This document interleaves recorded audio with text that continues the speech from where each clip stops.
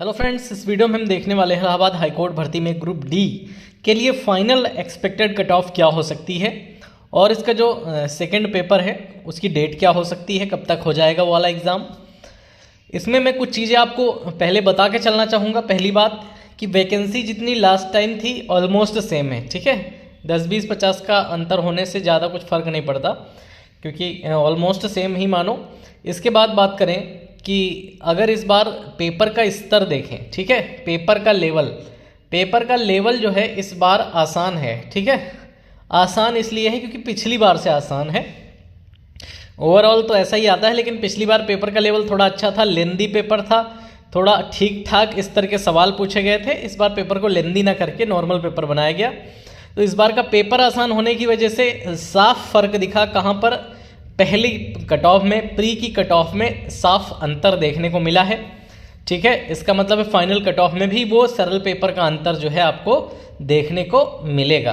तो आइए दिखाता हूं मैं लास्ट ईयर प्री की कट ऑफ और मेंस की कट ऑफ में कितना अंतर रहा था, कितना उठ गई थी बाद में, वही चीज इस बार अप्लाई करें तो कितना उठने की संभावना रहेगी। इससे पहले मैं एक चीज बता देना चाहूंगा कि आप अगर मेरे चैनल पे पहली बार आए हो तो सब्सक्राइब जरूर कर लेना, क्योंकि यहाँ आपको अभी बहुत लंबी प्रक्रिया बाकी है।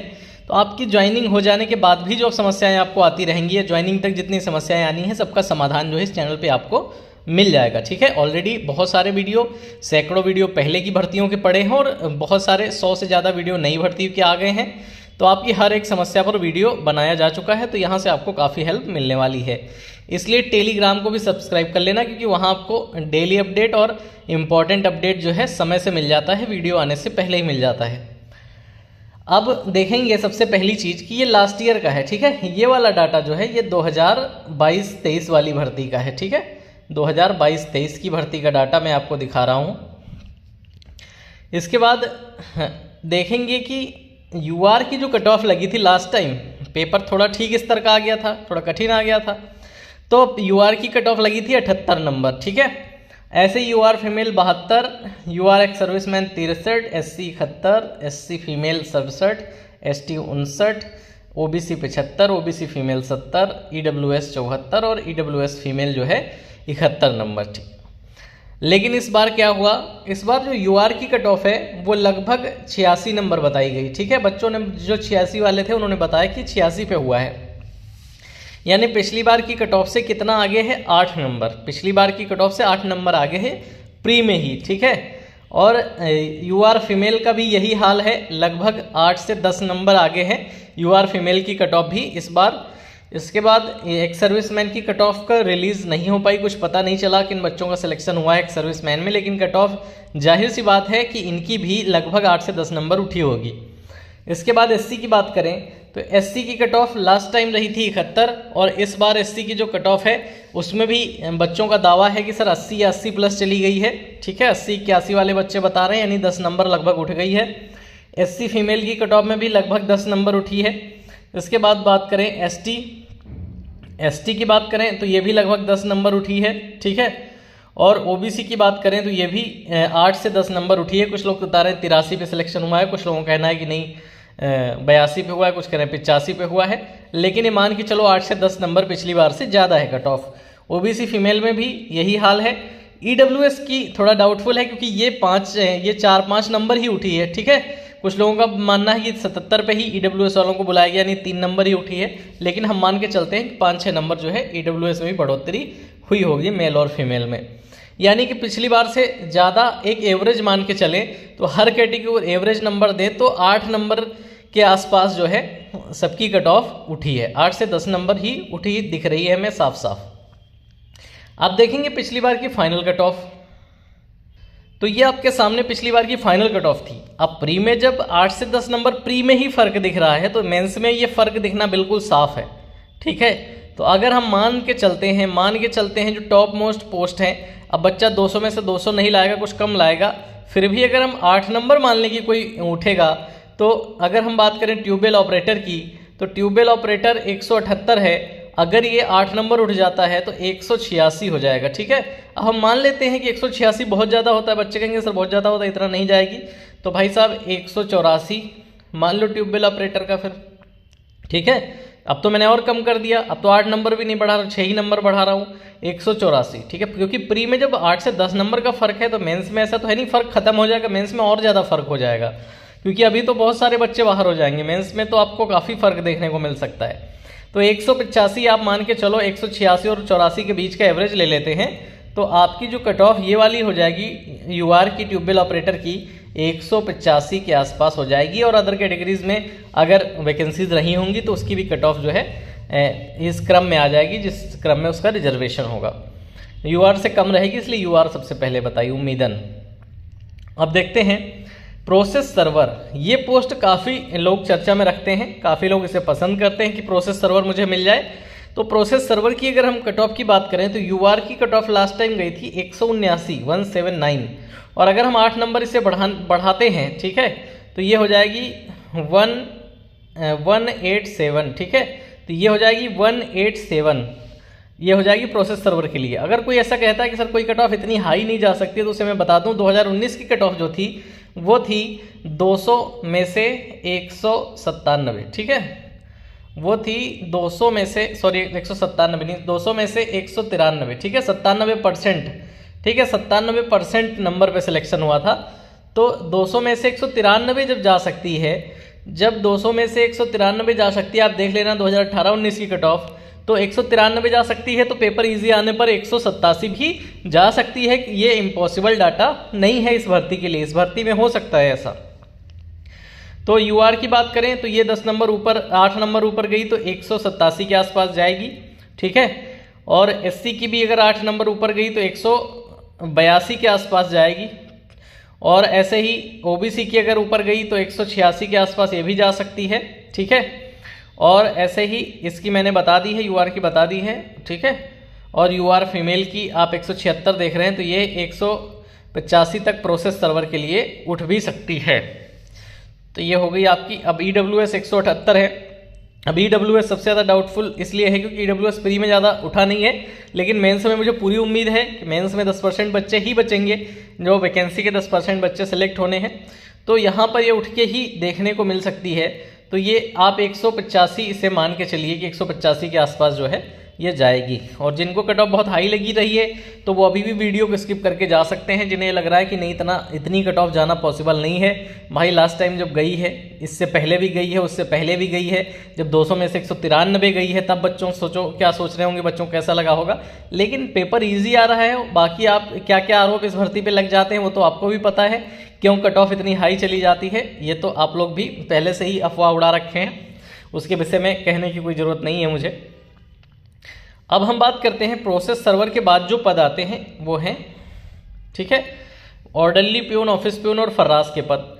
इसमें अनरिजर्व की कट ऑफ की बात करें तो 165 है। ठीक है, 165 है तो हम मान लेते हैं कि 165 से अगर 8 नंबर भी उठेगी तो 173 तक जाएगी। ठीक है, इसमें ऑर्डरली प्यून, ऑफिस प्यून, फर्रास के लिए 173, और अगर बहुत ही अच्छा बच्चों ने स्कोर कर रखा होगा तो ये 176 के आसपास भी जा सकती है। अगर पेपर बहुत सरल होगा, बहुत अच्छा स्कोर कर रखा होगा तो 176 के आसपास भी जा सकती है। ठीक है, हम रेशियो में 8 नंबर उठा रहे हैं तो 173 जो है उठ रही है।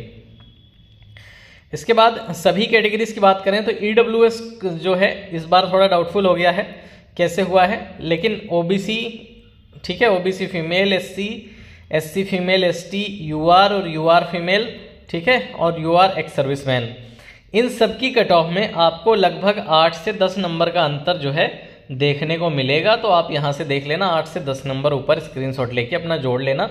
ठीक है, यूआर का मैंने बता दिया है, ओबीसी का आपके सामने दिख ही रहा है। ठीक है, ये ओबीसी 164 है, 174-75 तक जाएगी। इसके बाद एससी की बात करें 154 है, तो ये 164-65 तक जा सकती है इन पोस्ट के लिए, नीचे वाली पोस्ट के लिए। इसके बाद चौकीदार, वाटरमैन, स्वीपर, माली, कूली, ठीक है, इसके नीचे ये पोस्ट आती हैं। तो इसमें यूआर की कट ऑफ 163 लगी थी, तो आप जो है 171-72 मान के चलिए। ठीक है, 171-72 जो है जा सकती है। इसके बाद यूआर फीमेल की भी ऐसे ही 8 नंबर बढ़ा लीजिए, इन सबको 8-8 नंबर बढ़ा लीजिए। ठीक है, ओबीसी 162 है तो ये जा सकती है 170 के आसपास इन पोस्ट के लिए, चौकीदार, वाटरमैन, स्वीपर, माली, कूली। और पेपर का स्तर आसान है, अगर दूसरा पेपर भी आसान आ गया तो ये 170 नहीं 180 चली जाएगी। ठीक है, दूसरा पेपर भी अगर आसान आ गया तो ये कट ऑफ भी इनकी चौकीदार, वाटरमैन, स्वीपर, माली की भी 180 चली जाएगी और डल्ली प्यून, ऑफिस प्यून की भी 180 चली जाएगी। ठीक है, क्योंकि बहुत सारे बच्चे हैं जिन्होंने 90 के आसपास स्कोर किया है और मेंस में अगर पेपर सरल आ गया फिर से 90 का स्कोर कर देंगे तो ज़्यादातर बच्चे 180 के ऊपर हो जाएंगे। सेलेक्ट तो 1500 के आसपास ही उन्हें 1639 जो पोस्ट हैं आपकी, बाकी सब बाहर हो जाने हैं। तो 90 के ऊपर वाले अगर सेलेक्ट होने लगे और दूसरा पेपर भी सरल आ गया तो 90 180 प्लस वाले हो जाएंगे सारे, तो फिर इन पोस्ट का भी जो है कट ऑफ उठ जाएगा। ठीक है, अगर दूसरा पेपर अच्छे लेवल का आता है और बच्चे ज़्यादा स्कोर नहीं करते हैं तो फिर कट ऑफ नीचे रह जाएगी। तो अभी दूसरे पेपर के स्तर पर है, वैसे जैसा पेपर पहला आया है उम्मीदन ऐसा ही दूसरा भी बनेगा। तो बच्चे जो है आसानी से 85 से 90 का स्कोर करेंगे और आप लोगों को भी 85 से 90 की मेहनत करनी है, हो सके तो 90 प्लस स्कोर करना है, क्योंकि फिर जो 90 प्लस नहीं कर पाएगा वो संशय में आ जाएगा। या तो आप फिर ST कैटेगरी से हैं, SC कैटेगरी से कुछ लाभ पाने की उम्मीद रखते हैं, तो बाकी जो भी OBC जनरल वाले हैं उनके लिए ज़्यादा समस्या है। अगर 90 से नीचे आ रहे हैं तो फिर उनका भर्ती हो पाना संशय में आ जाएगा, इसलिए आप सबको 90 प्लस का प्रयास करना है। अब सबसे नीचे वाली पोस्ट की बात करें, स्वीपर कम फराज, तो इस पोस्ट में क्या है, ये कोई परमानेंट नौकरी नहीं है। पहले इसमें सैलरी 6000 थी और अब जो है इसमें सैलरी 8000 हो गई है। ठीक है, बस इतना ही पैसा मिलेगा, ना प्रमोशन होगा ना सैलरी बढ़ती है इसमें आसानी से, कई साल तक 500 रुपये 1000 रुपये नहीं बढ़ते हैं। तो ये स्वीपर की जो पोस्टें हैं इसकी कट ऑफ आपको जरूर कम दिख रही होगी थोड़ा, लेकिन इसमें कोई नौकरी ज्वाइन करता नहीं है आसानी से। जो लोग डायरेक्ट आते हैं, ठीक है, आउटसोर्सिंग से ही जो भर्तियां होती हैं इनकी वही लोग काम करते हैं, और भर्ती होके जो हाईकोर्ट से आते हैं वो लोग छोड़ देते हैं इस नौकरी को, क्योंकि इतने कम पैसे में कोई बाहर का लड़का कहीं पोस्टिंग मिले तो काम नहीं कर पाएगा, और जब परमानेंट होने की उम्मीद भी नहीं है तो फिर क्यों कोई 6000 8000 में जो है एक महीने काम करेगा। ठीक है, तो अभी तक मेरे हिसाब से जो पॉसिबल था मैंने बताया। जिन लोगों को ये कट ऑफ मैं जो बता रहा हूँ वो पूरी बात समझ आई है और उन्हें लगता है कि हाँ मैं सही कह रहा हूँ, तो वीडियो को लाइक करके जाएंगे। और जिन्हें इस पे आपत्ति है, जिन्हें पसंद नहीं आया है, तो वो लोग अपने हिसाब से तैयारी कर लें जितना उन्हें लगता है कि कट ऑफ जाने वाली है। मेरी कोई ना किसी से दुश्मनी है और ना ही मेरे कह देने से किसी का सिलेक्शन रुक रहा है। ठीक है, मैं बस अपना जो एनालिसिस है, जो जानकारी है, जो प्रीवियस ईयर में देखता आया हूँ, बस वही आपके सामने रखा है, और क्यों रखा है वो भी आपको मैंने दिखा दिया। डायरेक्ट आके कट ऑफ बता देता तो आप लोग समझ नहीं पाते कि ऐसी इतनी कट ऑफ क्यों बता रहे हो, इसलिए मैंने प्रीवियस ईयर को आपको दिखाया है और इस साल आपको पता है कि कितने नंबर के आसपास कट ऑफ गई हैं। ठीक है, तो उतना ही लगभग अंतर आपको देखने को मिलने वाला है। अब बात करेंगे कि ये स्टेज 2 का एग्ज़ाम कब तक होगा।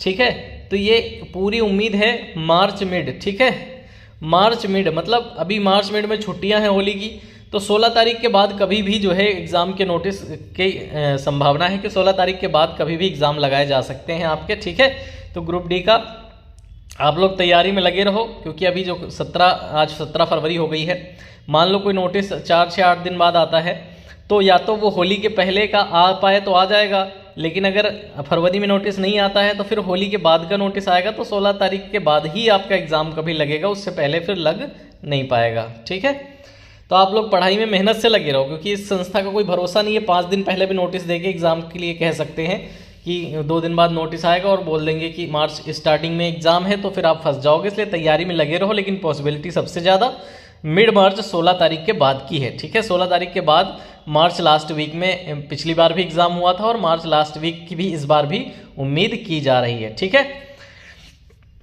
तो उम्मीद है आप सबकी तैयारी भी अच्छी चलेगी। वीडियो अच्छी लगे तो लाइक करके जाना, तैयारी अच्छी रखना, मार्च में एग्ज़ाम की तैयारी रखना। ठीक है, क्योंकि ये संस्था, इससे कुछ लीक भी नहीं होता है, और कि न्यूज़ क्या है कब क्या होगा, तो पिछले साल का पैटर्न फॉलो करते हुए हम चल रहे हैं। पिछले साल जनवरी में रिजल्ट आया था 19 तारीख को, और आपका जो एग्ज़ाम हुआ था वो मार्च लास्ट वीक और अप्रैल फर्स्ट वीक में हुए थे।